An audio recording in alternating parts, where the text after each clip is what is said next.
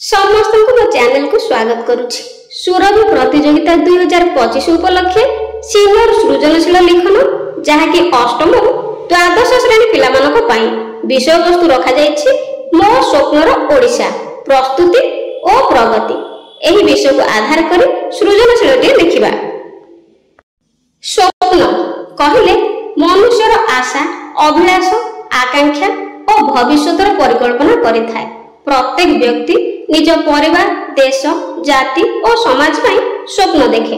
मु मध्य जन ओडिया होई निज माटी भाषा संस्कृति और मो जन्मभूमि ओडिशा पई गोटे स्वप्न देखे।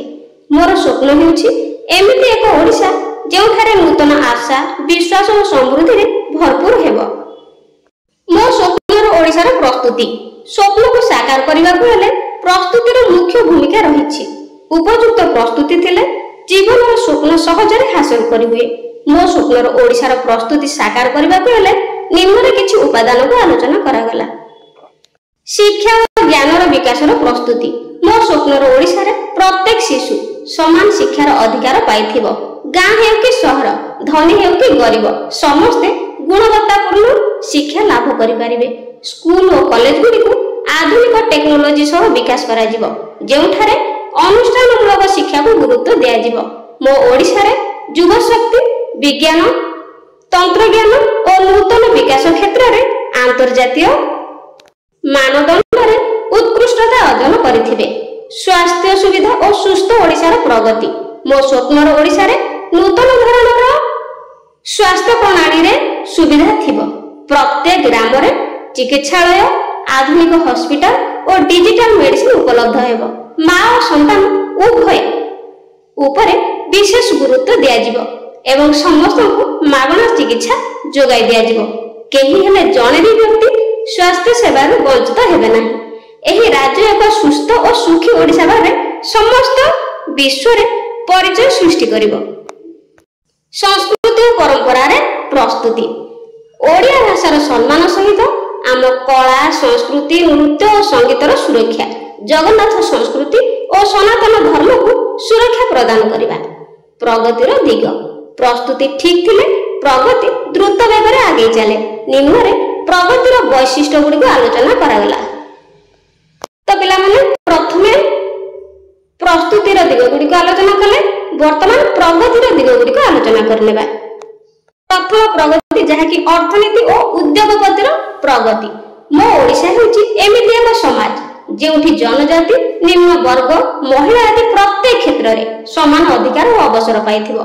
नारी सशक्तिकरण रे ओडिशा देश रे दृष्टांत हेबाकू जीव। महिला माने शिक्षा राजनीति व्यवसाय और वैज्ञानिक आदि प्रत्येक क्षेत्र रे अग्रणी भूमिका ग्रहण करिथिबे। वैज्ञानिक क्षेत्र रे प्रगति आईटी रोबोटिक्स महाकाश अनुसंधान आदि प्रत्येक क्षेत्र रे मो ओडिशा समग्र विश्व रे आगरे थिबो। इन्वेंशन हब रो प्रतिष्ठा मध्य ओडिशा रे हेबो। विज्ञान को ग्रामीण क्षेत्र रे मध्य संयोग करिबा।